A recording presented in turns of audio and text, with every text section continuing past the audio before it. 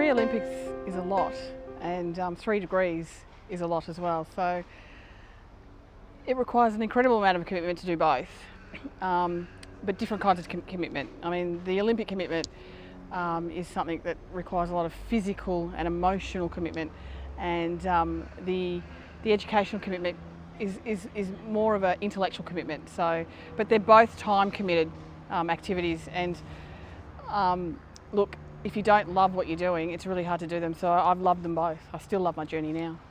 It's really important to have a balance, first of all, in your life, so that you don't throw all your eggs in one basket. I mean, anybody who's doing the stock market will tell you that as well. Diversification is the key to success.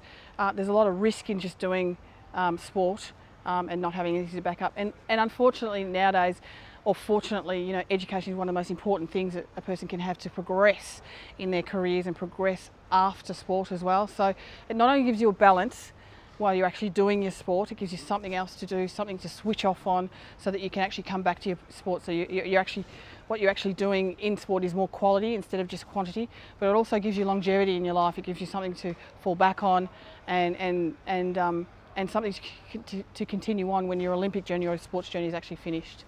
The Olympics is a place where everybody feels like a rock star, because the Olympics is such.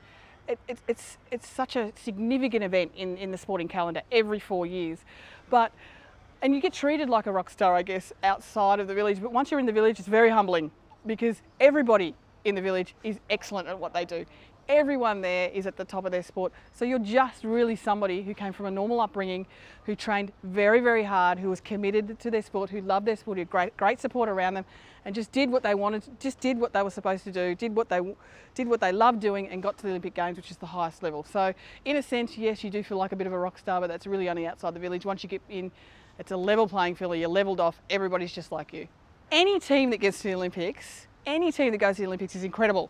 This year's judo team is a lot smaller than a lot of other years, because the selection process has changed, and we only got 5 through instead of 10 or 12 or 14 in previous years.